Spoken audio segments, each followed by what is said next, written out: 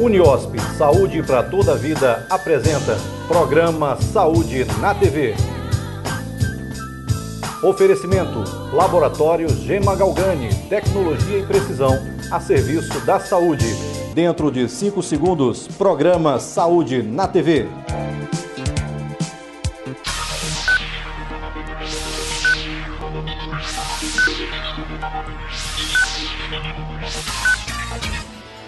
Bom dia, que bom ter você com a gente em mais uma manhã de sábado aqui no Saúde na TV. Como sempre, o programa de hoje está repleto de informações importantes, sempre visando a melhoria da sua saúde e qualidade de vida. Você vai saber como está a campanha nacional de vacinação contra a gripe. Entraram em vigor as novas regras para a venda de antibióticos. A gente fala sobre este assunto no quadro Farmácias de Manipulação. E ainda um papo muito importante sobre o crack, uma droga que está se alastrando por todo o país e destruindo a vida de usuários de várias famílias. Tudo isso agora aqui no Saúde na TV.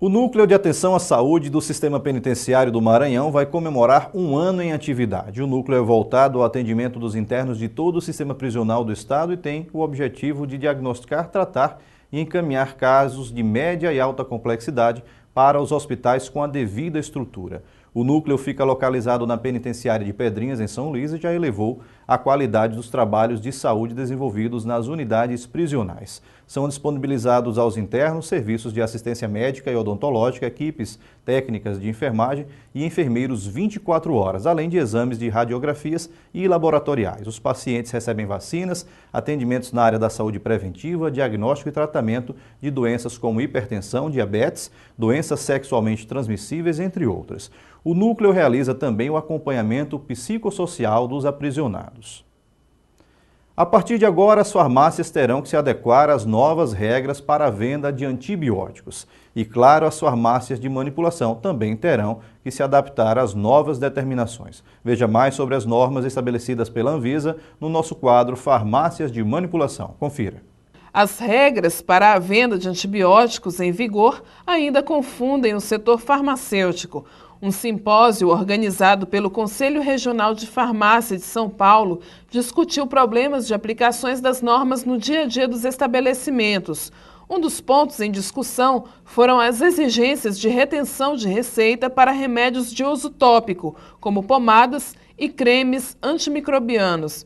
A norma diz que remédios com uma das 93 substâncias listadas na regulamentação precisam da retenção. Em maio de 2011, a Anvisa apresentou uma RDC, dando novas diretrizes, novas regras para prescrição e dispensação dessa classe de medicamentos, que são os antibióticos, né, ou antimicrobianos. O que muda a partir de agora é que, além dessa dispensação só com uma receita médica, as farmácias de manipulação e farmácias em geral, drogarias, terão agora que prestar contas semanal sobre toda a movimentação, sobre todo o comportamento dessa classe de medicamentos, tá? O que entra, o que compra, o que sai, para quem sai, quem dispensou. Então é um controle bem rigoroso. Embora a medida cause um certo descontentamento à população e dê um trabalho a mais para os farmacêuticos, a medida beneficia a todos, segundo a Iná Maciel. O uso de antimicrobianos estava sendo muito banalizado, né? Qualquer dor de garganta, as pessoas associavam o uso de antibiótico como anti-inflamatório. Então, a população tem a ganhar com esse controle. E as farmácias também. O trabalho vai aumentar, o trabalho burocrático para os farmacêuticos, né? O trabalho de orientar a população que muitas das vezes não compreende, né? Que é uma regra, uma obrigação, né? Que nós temos que cumprir. Mas, em geral, é muito válido, é muito importante essa atitude da Anvisa. E reforçando, a campanha de vacinação contra a gripe continua até a próxima sexta-feira, dia 26.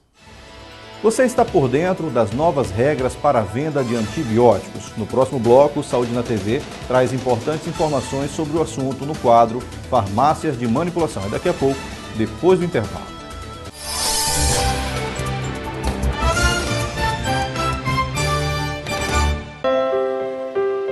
Família, ainda não inventaram nada melhor pra gente se sentir completo, protegido. É aquela magia da vida em que você une amor, confiança e a esperança de um futuro perfeito, vivendo plenamente, com saúde. Uniosp, saúde para toda a vida. O olho humano é capaz de distinguir 10 milhões de cores. Com precisão, a informação é sempre mais confiável. Por isso, o Laboratório Gema Galgani, em seu compromisso com a tecnologia, dedicação e qualidade, prioriza o cuidado máximo em cada exame clínico. Laboratório Gema Galgani. Nossa exatidão é o melhor resultado.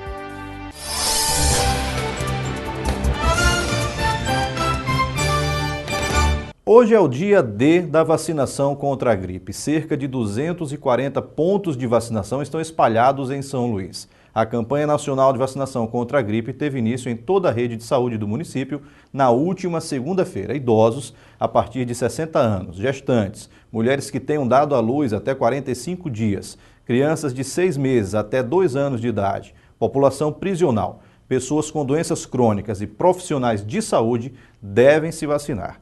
Para a vacinação, as gestantes devem apresentar a comprovação da gestação. As mamães que tiveram bebês até 45 dias devem levar um documento que comprove o parto, como registro de nascimento, por exemplo.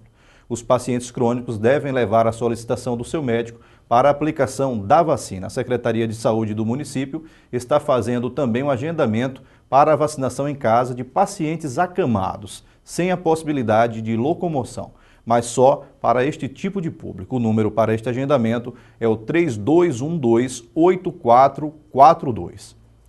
A equipe do Saúde na TV conversou sobre a campanha com a coordenadora de imunização da Secretaria Municipal de Saúde, Rita Carneiro. Começou na última segunda-feira, dia 15, a campanha nacional de vacinação contra a gripe. Serão vacinadas pessoas que fazem parte dos grupos considerados de risco. São idosos, crianças com idade entre 6 meses e 2 anos, gestantes, mulheres com até 45 dias após o parto, índios, presos, profissionais de saúde e portadores de enfermidades crônicas. O objetivo maior é justamente imunizar todos esses grupos prioritários, né, que o Ministério elege para que sejam vacinados, para que protejam-se, né, e que evite internações, pois a gripe é uma doença muito grave que pode levar até internações com pneumonias e internações. E é um óbito também, se não tratado. Então esses grupos privilegiados, eles têm que estarem vacinando. A resistência de algumas pessoas em tomar a vacina, especialmente os idosos, ainda é um problema que tem sido combatido a cada campanha, com a conscientização da importância de se prevenir contra o vírus da influenza. Sempre a gente tem umas dificuldades que ainda são esses tabus que tem ainda com a população desses grupos, principalmente os idosos, né, que não querem se vacinar, não sabendo eles que essa vacina protege muito, porque ele é um grupo vulnerável a adquirir uma infecção por gripe e levar uma pneumonia. A meta para este ano é imunizar em toda São Luís cerca de 140 mil pessoas. Para isso, estão envolvidos na campanha mais de 1.700 profissionais de saúde, atuando em 240 postos de vacinação espalhados pela capital. Neste sábado, dia 20 de abril, será o dia D, quando serão intensificadas as ações de imunização contra o vírus da gripe. O dia D, no dia 20, sábado, será o dia da mobilização nacional, onde estaremos funcionando com 240 postos, já está com toda a logística preparada de carros, tá? Vamos estar tendo postos na zona rural, para justamente abrir mais esse leque, para que a população se dirija a um posto mais próximo da sua residência e que possa estar fazendo essa imunização desses grupos, tanto das crianças de 6 meses a menor de 2 anos, as gestantes, os idosos, essas puérperas, entendeu? Que até os 45 dias elas estão incluídas esse grupo, e os com comorbidade, que são aqueles pacientes que têm algumas doenças crônicas e que precisam levar esse documento de que são portadores dessas doenças que estão lançadas no grupo. Tá? Então, esse dia vai ser um dia de mobilização, onde estaremos com vários postos para atendimento desse nosso grupo. O uso do crack já atinge mais de 60 municípios em todo o estado, um dado assustador. No próximo bloco, vamos conferir uma reportagem sobre este problema. Voltamos depois do intervalo.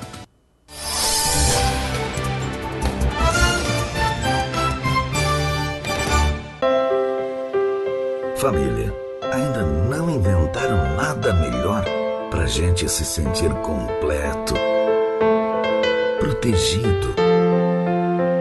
É aquela magia da vida em que você une amor, confiança e a esperança de um futuro perfeito, vivendo plenamente, com saúde. Uniosp, saúde para toda a vida. A mão humana tem 27 ossos e 35 músculos. Com precisão, a informação é sempre mais confiável.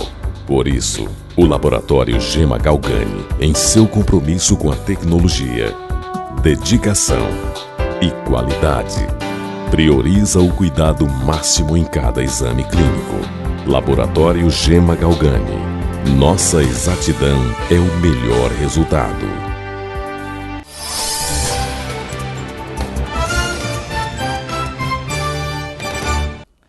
O governo federal distribuiu mais de 170 mil cartilhas na rede pública de saúde com o objetivo de facilitar o acesso das mulheres à chamada Pílula do Dia Seguinte. É a primeira vez que o Ministério da Saúde dá orientações claras a médicos e enfermeiros de postos de saúde e hospitais sobre a distribuição do contraceptivo emergencial. No livreto, o governo reforça que os comprimidos podem ser entregues por enfermeiros sem a exigência da receita médica. A prescrição continua sendo obrigatória para venda nas farmácias, apesar de que, na prática, a prescrição nem sempre é exigida. A pílula do dia seguinte tem efeito contraceptivo até o 5º dia após uma relação sexual desprotegida. Segundo o Ministério da Saúde, o benefício é vantajoso. É uma forma de evitar aborto, porque evita uma gravidez indesejada. Isso nas palavras do Ministério. As drogas vêm sendo protagonistas na vida de muitas famílias ultimamente. Infelizmente, a tendência é crescer ainda mais. O psicanalista Ernesto Mandelli e o neuropsiquiatra Rui Palhano conversaram com a gente sobre este grave problema. Acompanhe. A dependência química é um problema que vem se agravando ao longo dos anos. São vários os fatores que fazem parte do ciclo do problema. As políticas públicas devem contemplar não apenas os usuários de drogas, mas também devem combater o tráfico de entorpecentes. A pessoa que se vicia em drogas tem a vida transformada de uma maneira radical e muitas vezes, dependendo de vários fatores, irreversível. A boa notícia é que existe tratamento para acabar com a dependência química. A má notícia é que esse tratamento é muito caro e geralmente está disponível a apenas uma pequena parcela da população que tem meios de arcar financeiramente com ele. A imagem que muitos têm do dependente químico é de um indivíduo de baixa renda, muitas vezes menor de idade, com baixo grau de escolaridade. Mas, nos dias atuais, isso não corresponde à realidade, como explica o neuropsiquiatra Rui Palhano. Nesses últimos 5 anos para cá, tem havido uma mudança estrutural do perfil dos dependentes dos usuários de crack. Nós temos estudantes, universitários sobretudo, temos pessoas na classe trabalhadora, pessoas com a idade média de 40, 45 anos que estão ingressando nesse universo, uma população de classe média produtiva brasileira, quer dizer, não é só mais aquela pessoa alienada, que não tem o que fazer, que está marginal. Quer dizer, tem havido, de fato, uma mudança sistemática no perfil de usuário de drogas nesse Brasil durante esses últimos 5 anos para cá. Há várias etapas no tratamento de dependentes químicos. A primeira é privá-los de todo o contato com a droga, seguindo-se os períodos de abstinência, que são devidamente monitorados pelo médico. O nosso trabalho ele se dá de diferentes formas. Do ponto de vista de diagnóstico, nós temos hoje um instrumento bastante eficaz que nos diz se entre os usuários quem é dependente ou não. E dependendo desse diagnóstico, saber qual dos pacientes que está dependente deve ou não começar um tratamento hospitalar.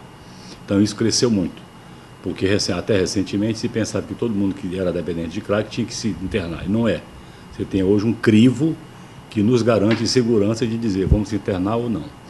Em internado, esse paciente vai se submeter a um tratamento de desintoxicação plena para isentá-lo de qualquer interferência funcional do cérebro dele de droga. Então passa em torno de 1 a 3 semanas de desintoxicação. E em seguida você começa a estabelecer um tratamento para a dependência propriamente dito. E hoje, graças a Deus, nós dispomos de medicamentos altamente eficazes. Não só medicamentos que interferem na fissura, na motivação, no desejo ardente de usar droga, quanto em medicamentos que reduzem os efeitos da abstinência, que é um sintoma muito desagradável, muito ruim, que acaba fazendo com que as pessoas recaiam. Então, isso evolui muito. Além do tratamento médico propriamente dito, nós temos o tratamento feito com as psicoterapias. Sobretudo a psicoterapia cognitivo-comportamental, que é a terapêutica de eleição para o tratamento desses pacientes.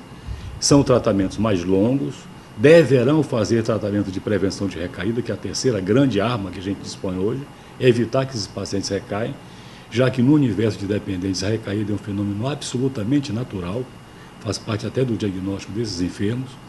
Então, juntando essas peças todas, o tratamento médico, o tratamento hospitalar, o tratamento de psicoterapia e prevenção de recaída, você fecha um círculo que vai resultar no final, que é da reinserção social.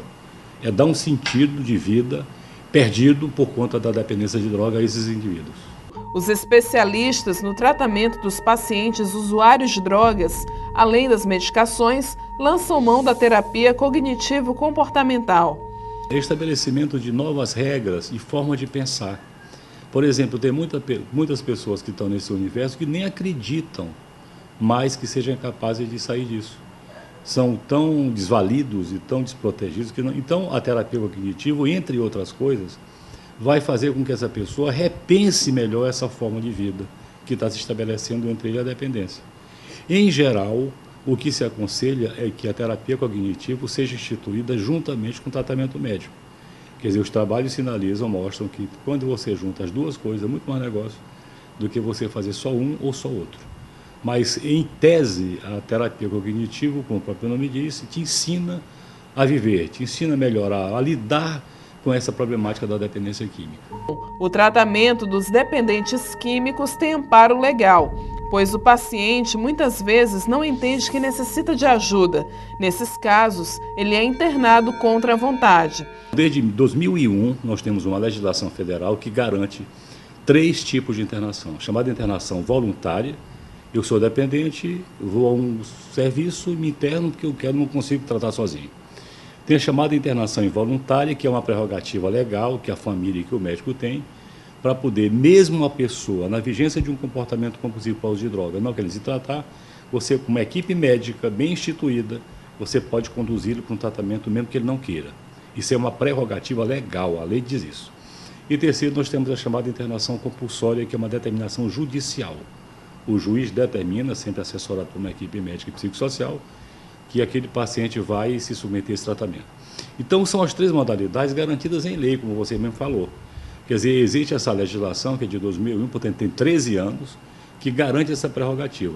Agora, é preciso que a gente entenda que isso é um recurso legal importante, do que muitas das vezes é feito em outros serviços, em que a pessoa é trazida sem qualquer anteparo de referência que possa acolher. O que adianta você pegar uma pessoa dessa, à revelia, a contragosto, de forma involuntária, e levar para um serviço que não tem acolhimento nenhum? É preferível que não se faça isso, porque é preciso que esse procedimento seja consequência, ele seja levado por um serviço de internação, em geral internação prolongada, que possa ser instituído todo um trabalho de reabilitação psicossocial, de acompanhamento psicológico, para que esse paciente possa ter a chance de rever, de repensar seu drama, seu processo vital. Ele não é só estar pegando o paciente da rua e levando, seja para onde for. Isso é uma atitude inconsequente no meu entendimento. Eu acho que não deveria existir isso, nem aqui, nem em lugar nenhum. A internação involuntária, a internação compulsória e a internação voluntária são consequentes. Neste processo, você tem que ter um bom diagnóstico, tem que ter uma psicoavaliação rigorosa e um conjunto de medidas que você tem que oferecer para esse paciente se recuperar. Senão é melhor que nem faça. O tratamento de dependentes químicos ainda é visto com descaso pelas autoridades, já que não o disponibilizam gratuitamente em todo o país. Segundo o médico, essa postura deve ser repensada. É uma pena, porque o serviço público que existe, que é garantido pelo Sistema Único de Saúde, pelo SUS, é muito ruim. É muito ruim. As pessoas precisam de ter serviços mais de qualidade. Por exemplo, aonde é que você colocaria um paciente em condições psicóticas agudas por uso de cocaína ou de crack? Aonde? Se isso é proibido você internar pelo próprio sistema de saúde. Aonde é que você teria que modificar o diagnóstico desse paciente para justificar uma internação? Quer dizer, quantas e quantas vezes um paciente que está intoxicado por droga, ele involuntariamente podia ser internado, mas aonde será internado? Então, aonde você pode publicamente recorrer para um serviço de desintoxicação pública, em que eu tenho um filho, tenho uma filha, tenho um neto, tenho um bisneto, seja o que for, intoxicado por cocaína, onde é que eu vou internar esse paciente para poder fazer uma desintoxicação? Então, o sistema que está aí, e reconhecidamente, é um esforço muito grande do governo brasileiro, eu acho que é importante que se revele isso também. Há uma disposição muito grande de efetivamente se encarar isso. Os chamados CAPs, álcool e drogas, são ferramentas importantes, mas sozinhos não funciona. A grande constatação que nós temos, desde que foi lançada essa política brasileira de álcool e drogas, que tem 10 anos, é de que isso é insuficiente. Quer dizer, a gente tem que retocá-la. Já temos 10 anos sabendo o que é que deu certo e o que é que não deu certo. E a partir do que não deu certo, mudar. Uma das propostas que eu tenho feito ao longo da minha vida como especialista é que nós tivéssemos serviço de desintoxicação pública, que esse paciente fosse desfrutar desse serviço. Que nós tivéssemos um hospital especializado para tratar de dependente de droga. O CAPS, por si só, não mostra isso, ele não tem menor vocação para fazer isso. A concepção do CAPS não combina com esse serviço de internação um pouco mais prolongada. E os serviços de uma rede de ambulatórios, onde é que nós temos? Onde é que nós temos os ambulatórios centrados, aonde for no âmbito da cidade, no âmbito dos municípios, para que a população possa recorrer? Então, o que é preciso, respondendo assim objetivamente a sua pergunta, era de que nós repensássemos aquilo que funciona no CAPS e mantenha, e o que não funciona se substitua por ferramentas mais lúcidas, mais eficientes, mais coerentes, para poder garantir mais saúde mental para essa população. O psicanalista Ernesto Mandelli explica que a psicanálise abrange diferentes níveis de tratamento comportamental. A psicanálise é a teoria de uma prática. Então, nós trazemos para a parte teórica aquilo que se vivencia no consultório. Então, o que acontece? Normalmente, a pessoa que é usuária de drogas pesadas, ela não procura ajuda. Por quê? Porque ela acha que já está, que ela está bem, que ela não precisa daquilo, que ela para a hora que ela quiser. Então, isso faz com que haja uma dificuldade do usuário procurar o tratamento. Então, o que normalmente acontece? Quando ele é interno numa clínica para fazer o tratamento, aí você tem que ter um acompanhamento psiquiátrico também, justamente por causa da síndrome de abstinência, da ansiedade, de todo o processo que cria. Então, o que ocorre? Normalmente, nessas clínicas, o que se trabalha é a psicologia, principalmente com a terapia cognitivo-comportamental. Esse trabalho é um trabalho mais de apoio do que de profundidade, a terapia cognitivo-comportamental. Então, muitas vezes, a maioria dos dependentes químicos de drogas pesadas são tratados pela psiquiatria e pela terapia cognitivo-comportamental. O psicanalista acumula uma experiência de 2 anos com dependentes químicos em recuperação.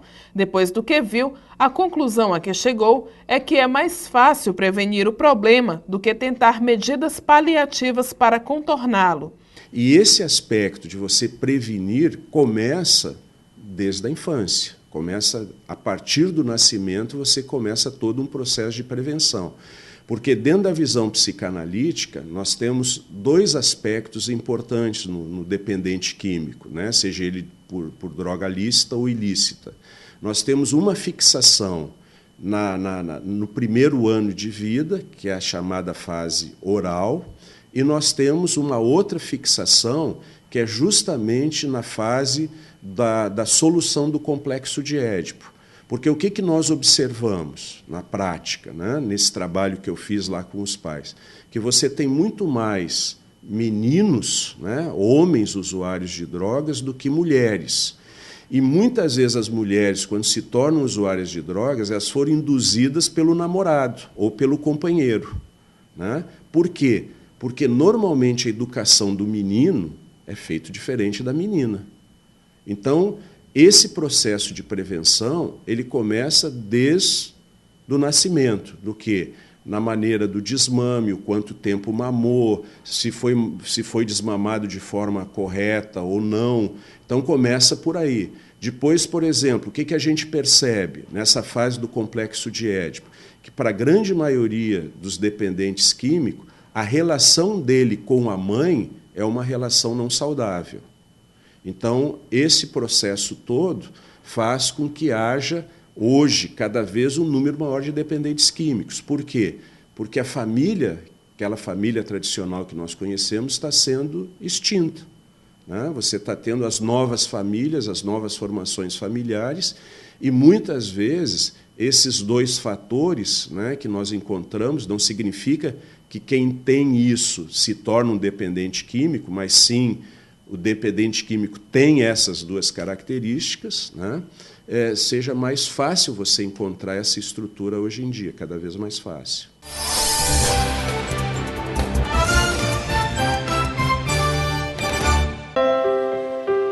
Família, ainda não inventaram nada melhor pra gente se sentir completo, protegido. É aquela magia da vida em que você une amor, confiança e a esperança de um futuro perfeito, vivendo plenamente, com saúde. Uniosp, saúde para toda a vida. A cada ano, 98% dos átomos do nosso corpo são substituídos. Com precisão, a informação é sempre mais confiável. Por isso, o Laboratório Gema Galgani, em seu compromisso com a tecnologia, dedicação e qualidade, prioriza o cuidado máximo em cada exame clínico. Laboratório Gema Galgani. Nossa exatidão é o melhor resultado.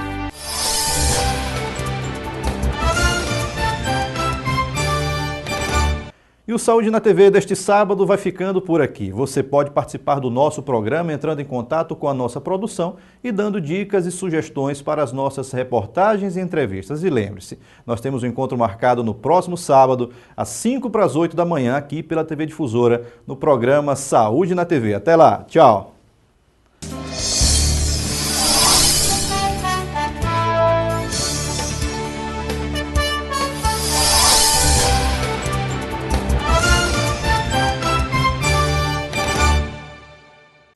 Você acabou de assistir programa Saúde na TV. Um oferecimento. Uniosp, saúde para toda a vida. Laboratório Gema Galgani, tecnologia e precisão a serviço da saúde.